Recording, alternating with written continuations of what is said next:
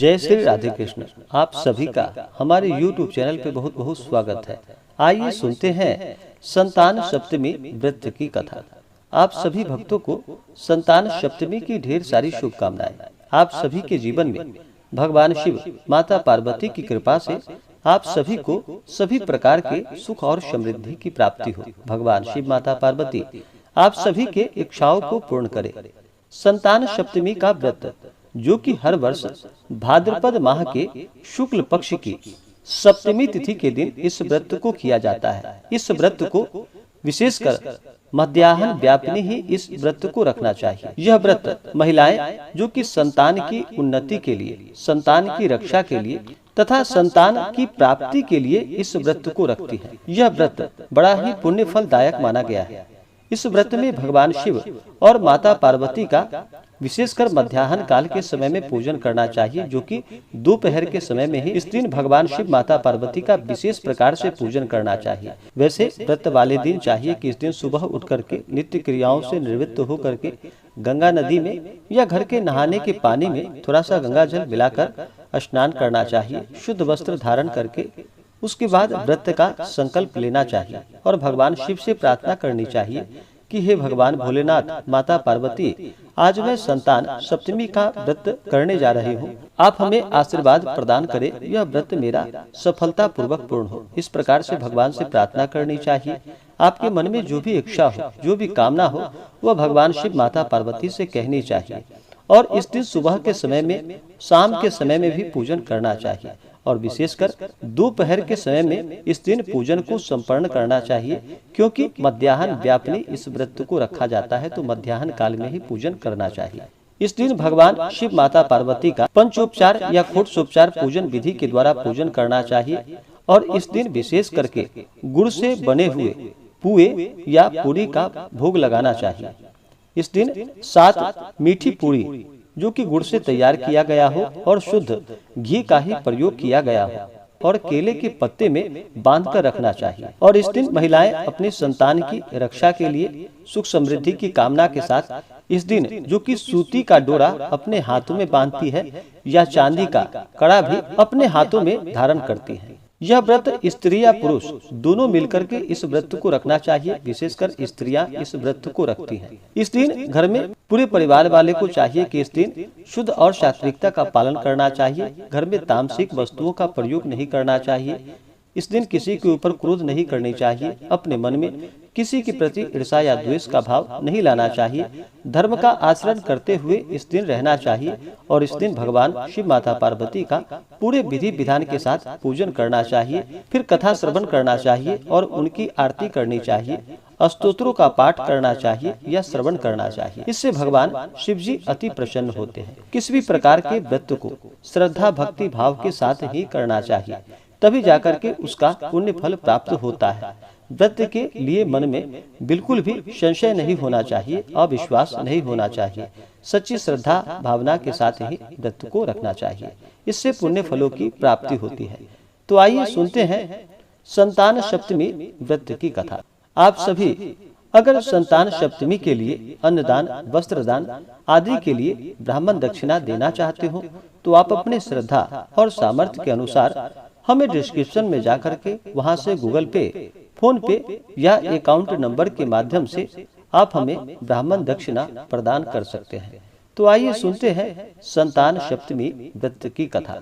तो बोलिए प्रेम से भगवान भोलेनाथ की जय, माता पार्वती की जय। संतान सप्तमी कथा के अनुसार एक बार की बात है कि एक बार भगवान श्री कृष्ण ने युधिष्ठिर को बताया कि किसी समय मथुरा में लोमस ऋषि आए थे। मेरे माता पिता देवकी और वासुदेव जी ने भक्ति पूर्वक उनकी सेवा की, तो ऋषि ने उन्हें कंस द्वारा मारे गए पुत्रों के शोक से उबरने के लिए आदेश दिया कि हे देवकी, कंस ने तुम्हारे कई पुत्रों को जन्म लेते ही मारकर तुम्हें पुत्र शोक दिया है।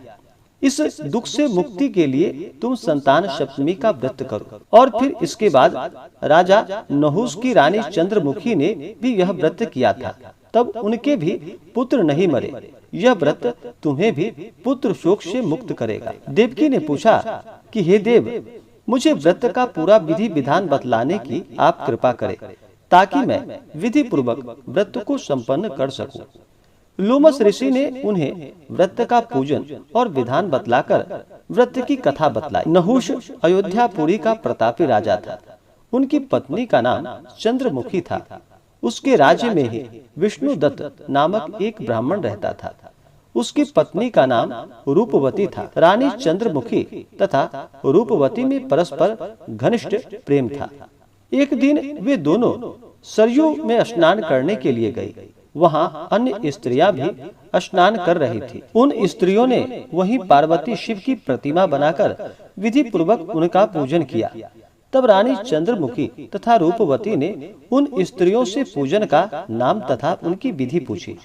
तब उन स्त्रियों में से एक ने बतलाया कि हमने पार्वती सहित भगवान शिव जी की पूजा की है। भगवान शिव का डोरा बांधकर हमने संकल्प लिया है कि जब तक जीवित रहेंगे तब तक यह व्रत करती रहेंगे। यह मुक्ताभरण व्रत सुख तथा संतान को देने वाला है।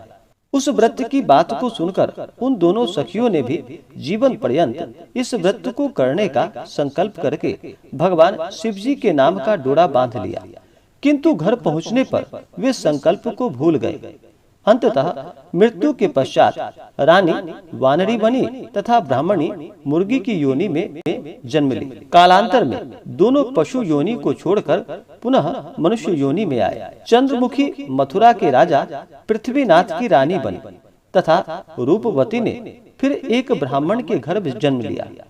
इस जन्म में रानी का नाम ईश्वरी तथा ब्राह्मणी का नाम भूषणा था। भूषणा का विवाह राजपुरोहित अग्निमुखी के साथ हुआ। इस जन्म में भी उन दोनों में बड़ा प्रेम हो गया। व्रत भूलने के कारण ही रानी इस जन्म में संतान सुख से वंचित रही। प्रौढ़ावस्था में उसने एक गूंगा तथा बहरा पुत्र उनसे जन्मा, मगर वह भी 9 वर्ष का होकर मर गया। भूषणा ने व्रत को याद रखा था, इसलिए उसके गर्भ से सुंदर तथा स्वस्थ 8 पुत्रों ने जन्म लिया। रानी ईश्वरी के पुत्र शोक की संवेदना के लिए एक दिन भूषणा उससे मिलने के लिए गई। उसे देखते ही रानी के मन में डाह पैदा हो गया। मन में ईर्ष्या आई। उसने भूषणा को विदा करके उसके पुत्रों को भोजन के लिए बुलवाया और भोजन में विष मिला दिया। परंतु भूषणा के व्रत के प्रभाव से उनका बाल भी बांका न हुआ। इससे रानी को और भी अधिक क्रोध आया। उसने अपने नौकरों को आज्ञा दी कि भूषणा के पुत्रों को पूजा के बहाने यमुना के किनारे ले जाकर गहरे जल में धकेल दिया जाए। किंतु भगवान शिव और माता पार्वती की कृपा से इस बार भी भूषणा के बालक व्रत के प्रभाव से बच गए। परिणामतः रानी ने जल्लादों को बुलाकर आज्ञा दी कि ब्राह्मण बालकों को वध स्थल पर ले जाकर मार डालो। किंतु जल्लादों द्वारा बेहद प्रयास करने पर भी बालक न मर सके। यह समाचार सुनकर रानी को आश्चर्य हुआ। उसने भूषणा को बुलाकर सारी बातें बताई और फिर उससे क्षमा याचना करके पूछा कि किस कारण तुम्हारे बच्चे नहीं मर पाए। भूषणा बोली, क्या आपको पूर्व जन्म की बात स्मरण नहीं है? रानी ने आश्चर्य से कहा, नहीं, मुझे तो कुछ याद नहीं है। तब उसने कहा कि सुनो, पूर्व जन्म में तुम राजा नहुष की रानी थी और मैं तुम्हारी सखी। हम दोनों ने एक बार भगवान शिव का डोरा बांधकर संकल्प किया कि जीवन पर्यंत संतान सप्तमी का व्रत किया करेंगे। किंतु दुर्भाग्यवश हम भूल गई थी और व्रत की अवहेलना होने के कारण विभिन्न योनियों में जन्म लेती हुई अब फिर मनुष्य जन्म को प्राप्त हुई है। अब मुझे उस व्रत की याद हो आई थी, इसलिए मैंने यह व्रत किया। उसी के प्रभाव से आप मेरे पुत्रों को चाहकर भी न मरवा सकी। यह सब सुनकर रानी ईश्वरी ने विधि पूर्वक संतान सुख देने वाला यह मुक्ताभरण संतान सप्तमी का व्रत किया। तब व्रत के प्रभाव से रानी पुनः गर्भवती हुई और एक सुंदर बालक को जन्म दिया। उसी समय से पुत्र प्राप्ति और संतान की रक्षा के लिए यह व्रत प्रचलित माना जाता है।